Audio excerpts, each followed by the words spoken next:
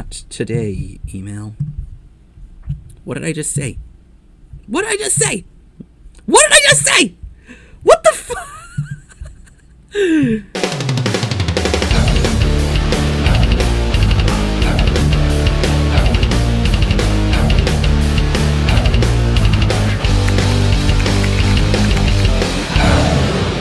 Hey guys, RanterInShades here, exercising my first memorites vlog style.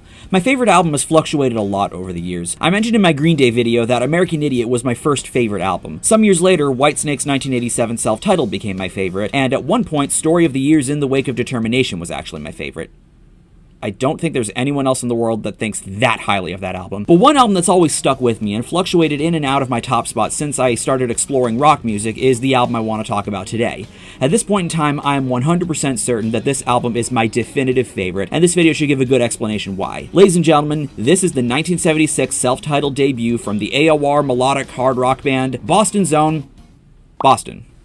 You know I had to do it. This video isn't necessarily a retrospective or review of the album, but you're more than welcome to treat it as one. Although I get grouped in a lot with the music review community, you should know I don't exactly call myself a music reviewer, despite having a great deal of respect for a number of people in that community. I tried my hand at reviewing albums years ago with a short-lived series called RanterInShades because it seemed like a fun thing to incorporate into my channel. Sometime after, I discovered Spectrum Pulse and noticed how consistent and on top of both new album releases as well as the weekly changes in the Billboard Hot 100 and his Billboard Breakdown series he was. This made the idea of reviewing albums come off as really daunting, and it made me feel like I couldn't do them. I was very discouraged, and it's because of that Spectrum Pulse is someone that I go out of my way to say I both respect and hate at the same time. Along with that, I wasn't dead set on whether I wanted to make them stylistically more like Cover Killer Nation or like Todd in the Shadows, and I definitely knew I would not be able to be as on top of new releases as I would like to be with the high standard for my content that I have. And ideas for regular discussion, commentary, analysis content were also coming pretty regularly for me that I felt were a higher priority, to the point where any ideas I might have had for albums to review in that series kept getting pushed further and further back until I ultimately decided I just didn't feel like doing it anymore. But honestly, I just have more fun making general music commentary content than I did trying my hand at album reviews, and that's ultimately what I wanted, and still want, to focus on with this channel. Having fun. And since we're talking about my favorite album of all time, I feel like making a special exception for giving it its own dedicated video. I doubt I'm going to be making many more videos like this about my favorite albums, but who knows. If you guys like this one enough, there might be a chance I make this into a series about my favorite albums, who knows. So let's introduce the band. Boston was the brainchild of a guitarist named Tom Scholes, who was an alumni of MIT. As the name implies, they're from my home state, good old Massachusetts, where the album in question was recorded in Scholes' basement. It's actually rumored that it was recorded in my area, but I haven't really found much in the way of evidence about that. The reason I call Boston the brainchild of Scholes is because he not only wrote the majority of the songs, but he also played the majority of the instruments. Most of the guitar, organ, and bass is performed by him, with help from guitarist Barry Goudreau and bassist Fran Sheehan. The drums are played by both Seb Hashine, with that badass afro, and Jim Mazdia, and on vocals is a guy by the name of Brad Delp, may God rest his soul. Their demos got them signed to Epic Records, and while the instrumentation was recorded in Scholes' basement to sort of replicate what the label liked about the demos, Delp's vocals were recorded in LA. For an album mostly recorded in a basement, the album is noteworthy for having a big sound, especially for the time. I view this album as the record that upped the standard for how rock music was produced. While there were definitely excellent rock and metal releases coming out in the first half of the 70s, there was never really an album that sounded like this. So eclectic and huge, with double-tracked guitars, creative layering, interesting structural contrast, funky tape reel effects, big hooks, rich harmonies, and beautiful lead work. And I thus view this as one of the most innovative albums in rock, and to go along with that, it became the biggest selling debut album of all time. Until Guns N' Roses came out with Appetite for Destruction in 1987. Though, like I've said about Quiet Riot, Boston are kind of a one-album wonder, seeing as how their later albums never matched the success and popularity of the self-titled. But is that really saying much when you're talking about an album this massive? Boston's self-titled was one of many albums given to me by my uncle. It was one of the first albums I checked out when I began my musical exploration and started looking into older bands. Another thing I mentioned in my Green Day video was that while I developed a very intimate relationship with American Idiot, there were some songs I didn't really care for as much. With this album, I can only really say that about one song out of the 8, but I'm getting a bit ahead of myself here. As time went on and my music taste was going in all sorts of crazy directions, Boston's self-titled was always an album I held in very high regard, with songs I view as A-tier and classic. It's an album I love going back to, and I thus decided it just made sense for it to be my favorite, though the Whitesnake album does come close. With all that said, I'm gonna rank all the songs on this album from least favorite to favorite to really get across how special this album is to me. Let's begin. Number 8.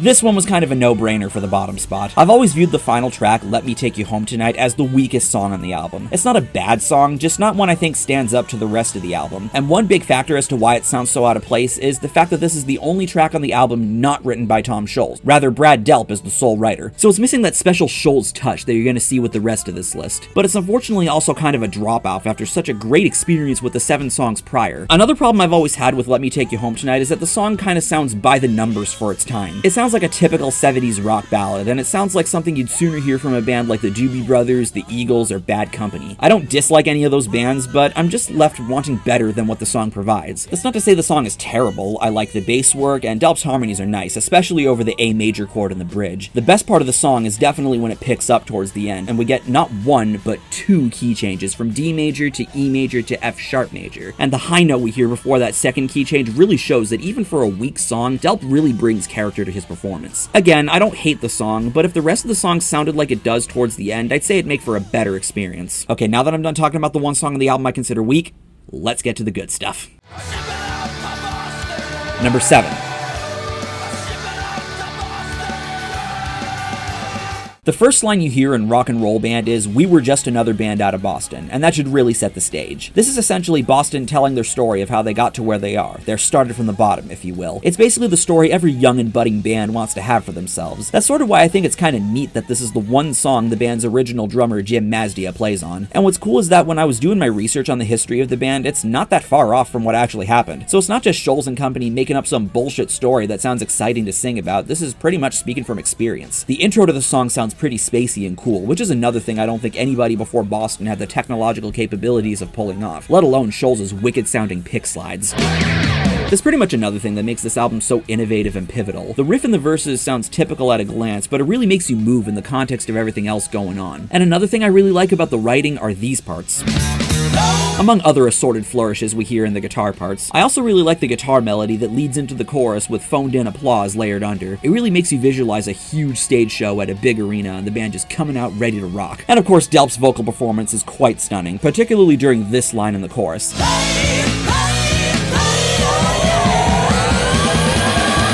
I've certainly heard better from Scholz as far as the solo goes, but the harmonized parts sound very energetic, and the energy carries over into the third verse where the talent scout comes to their show, and then Delp belts some screechy high harmonies that I've always felt was to symbolize the excitement at the prospect of getting your big break. Overall, while I wouldn't say the song brings as much to the table as the next songs on this list, mainly since there are 2 other upbeat songs in E major on the album and this one's my least favorite of the 3, it's a ton of fun. Number 6. Like with so many bands, my first exposure to Boston was through More Than a Feeling's inclusion on the first Guitar Hero, and it was definitely a song I enjoyed playing in the game. This is Boston's best known song, so it was probably the introduction for most of you watching this as well, even without the help of Guitar Hero. Even at age 11, I knew there was something special about this song. It might not be the most bombastic sounding track, but it does more than enough to stand out. The song's about slipping into a trance when Scholz hears a song on the radio that reminds him of a woman called Mary Ann. What I've always liked about the lyrics is that they don't sound on the nose. I've actually visualized sort of lava lamp looking colors when I've tried to imagine what this trance looks like, and you also get a good sense of the emotions being conveyed. When you put it up against the progressions, the feel, and various embellishments in the song's structure, you get an idea that the mood isn't necessarily melancholy, but perhaps Scholz feels kinda happy when he slips away into these trances. And I'd be lying if I were to say I didn't feel a similar kind of happiness listening to everything More Than a Feeling throws at me.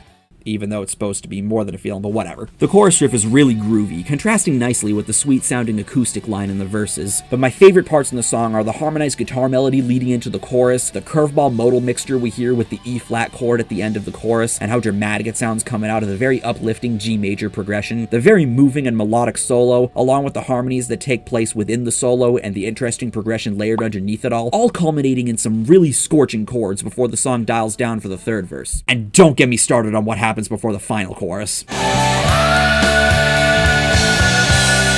That high F-sharp Brad Delp hits over the D chord is pretty much a nice summing up as to how phenomenal of a singer he really was. I wouldn't go out of my way to say this is my favorite song of Boston's compared to the next entries in this list, but I'll be damned if I didn't respect it. This was actually the song that won Epic over and convinced them of the band's true potential as being more than just another band out of Boston. And if the song can have that effect on people hearing them for the first time, then that's another thing I'll always appreciate about More Than a Feeling. Number 5.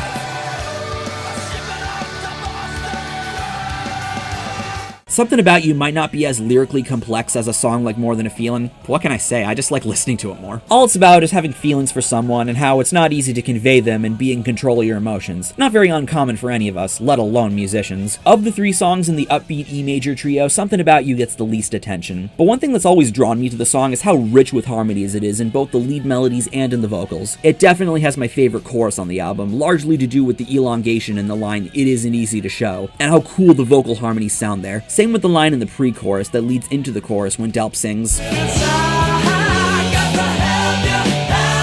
Not to mention how passionate he sounds before the outro starts. On the surface, this song does seem hard to differentiate from Rock and Roll Band, as they do sound pretty similar, but I've always been more impressed by Something About You. Whatever the song lacks lyrically, it makes up for with its instrumentation and production. It's definitely one of the most underrated tracks on the album, and I do recommend you check it out if you've never given it much thought. Number 4.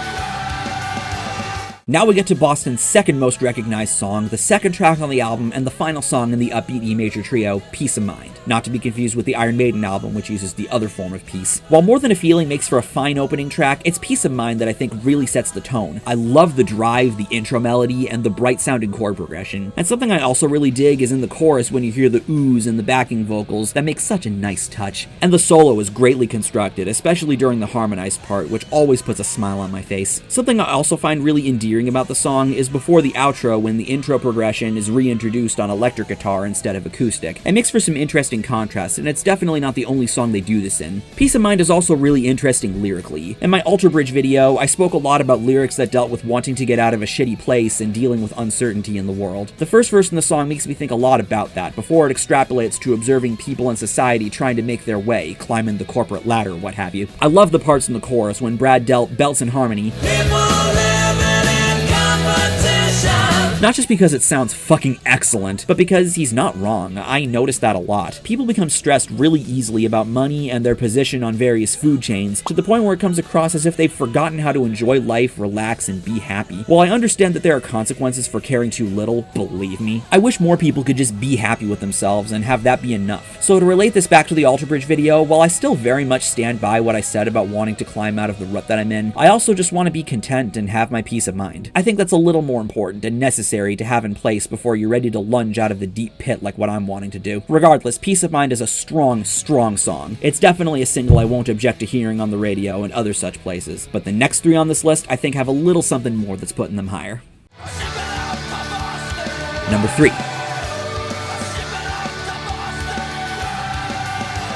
Now this one's a blast! We got a fast-paced shuffle feel here, which is something I'm a huge sucker for, and some slick as fuck riffs. Not to mention, towards the end of the song, Delp hits the highest note you hear from him on the album.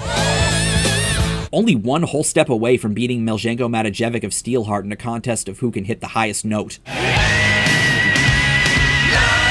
Lyrically, again, there's not a whole lot to explain. Smokin' is about, well, smokin'. Living that rock and roll lifestyle and whatnot. But y'all definitely know the main reason the song is this high. That fucking organ solo. I've always loved the sound of a Hammond organ in rock music, and it sounds awesome up against the hard swinging of the backing instrumentation. The flares, the swells, the dynamics, the intricacy and technicality, and how jazzy some of the licks sound. There's so much to love about this lengthy solo. It even gets kind of dark sounding at one point with the use of diminished chords in a way that reminds me of the intro to Mr. Crowley by Ozzy Osbourne. I could go on about how awesome the organ solo is. It's so much fun, and it's hard not to feel as giddy as Gerald Broflovsky on a trolling spree whenever I listen to the song. You mean like a Mitch bitch?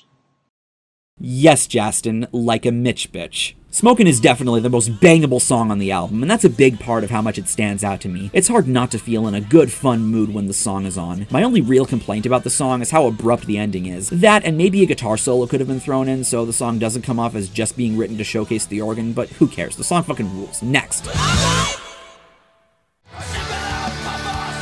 Number 2.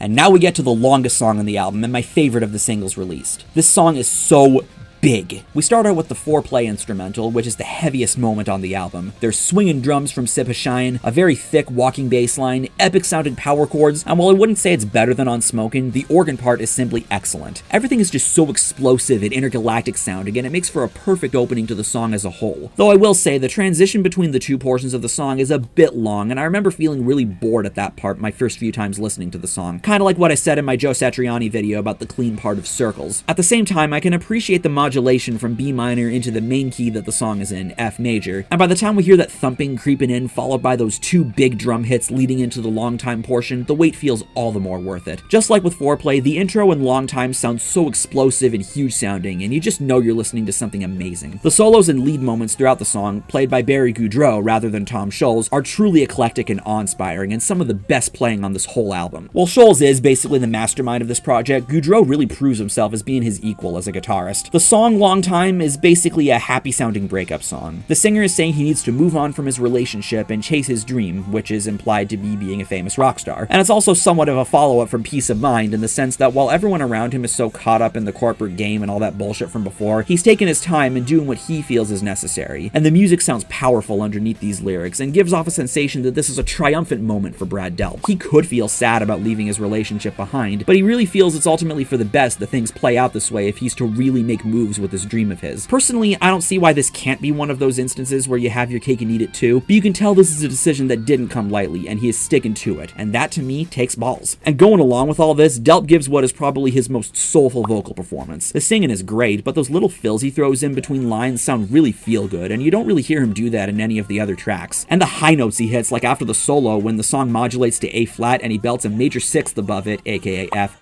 is to die for. To me, this is the most magical moment on the album, or at least the highlight of Delp's performance. It's held back only by my number one pick, which, if you're following along, you've figured out what it is by process of elimination. So let's get to that. Number 1.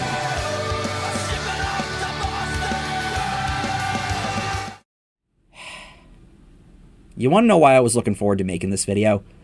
So I could gush about the brilliance that is Hitch a Ride. I don't even care that the lyrics here are a lot darker and depressing, depicting thoughts of suicide through lines like head for the other side, leave it all behind, never change my mind, carry me away for the last time, and I've got to crack this ice and fly, because everything else about the song is some of the most masterful music I've ever heard in my life. The song starts out kind of somber and chilled out, kind of reflecting the mood of the lyrics. Even when the bass and drums enter, they're played in such a sensitive and careful way. Same with when the electric guitar enters after the first chorus. The song sounds very relaxing until after the second chorus, where we modulate to the key of G and get a pretty neat organ solo. I love the fast triplets going on in this solo, and the backing instrumentation is pretty funky sounding in a way that kind of makes me think of going on another one of those trips. And one other cool thing about this is the neat pitch bend technique that's actually accomplished by Scholz slowing down one of the tape reels with his finger, since outside of on Moog synths, pitch bends didn't exist on keyboards at the time. And I also dig after the organ solo when we hear some harmonics from the guitar and some sweet whammy jerking and dive bombing, which is another thing I don't think anyone before Tom Scholz was doing. The first solo is pretty cool, as is the final chorus, where it ends on such a sweet cadence. And then we get to my favorite part,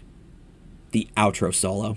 I'll be honest, as much as I was looking forward to talking about this song, at the same time, the solo is so perfect that it's hard for me to put into words. Knowledgeable as he is about theory and production, not even Rick Beato, in one of the few videos I've seen of his where he doesn't come off like a pandering boomer, is able to verbalize what makes this solo so incredible. There are so many magical goosebump moments throughout this solo, I don't even know if I can do it justice. I'd love to just play the solo in full without talking over it so you can see its true magnificence for yourself, but I know that's probably gonna get this video blocked, or at least claimed. I'll do my best. I love all the melodic phrases, especially the harmonized parts. Everything over the chord progression of E flat, B flat minor, A flat, E flat in the first half of the solo sounds phenomenal, especially again with the harmonized parts. But the progression for the second half is one of the best chord progressions I've ever heard. Even after all this time, I'm still racking my mind around this E flat, B flat minor over D flat, A flat over C, E flat, and then E flat, B flat minor over E flat, A flat over E flat, E flat. You know, let me just show this one part of the solo that I've always seen as being the biggest goosebump moment.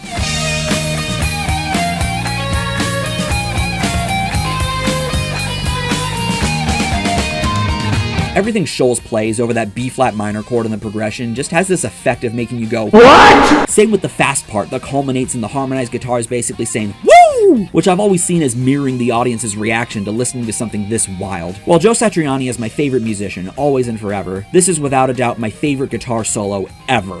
Guys, I love this song, if you couldn't already tell, and I wish more people loved it too. Everyone talks about More Than a Feelin', Peace of Mind, and even Foreplay a Long Time, but I hardly see anyone mention Hitch a Ride. There have been a number of times in my real life where I've tried to talk to people about how amazing this song is, and they have no idea what I'm talking about because they're only familiar with the singles. I called Something About You underrated earlier in this video, but that at least sounds like a song you'd enjoy if you like Peace of Mind and Rock and Roll Band. Hitch a Ride, however, stands alone, and it's definitely a song I view as criminally underrated. If there's anything to take away from this video, it's please listen to this song. Fuck it, listen to the whole album. Like, yeah, the singles are great, but they really only scratch the surface, which is why I'm someone that prefers listening to full albums over just listening to the hits and popular cuts. But along with that, Boston's Self-Titled is my favorite album of all time, and it deserves to be enjoyed from front to back. Even if it ends with the song I ranked at the bottom of this list, having a song like Hitch a Ride on the album more than makes up for that.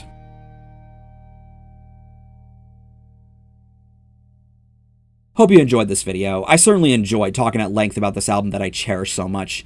Let me know if you'd like me to make more videos like this about my favorite albums. Again, like I said at the beginning of this video, I'm not looking to cross over into album reviews, but I have a feeling this could make for a fun type of video to do again in the future. Other than that, thank you for watching this video, take care, and have a nice day. I'm Shades, and I'll see you next time.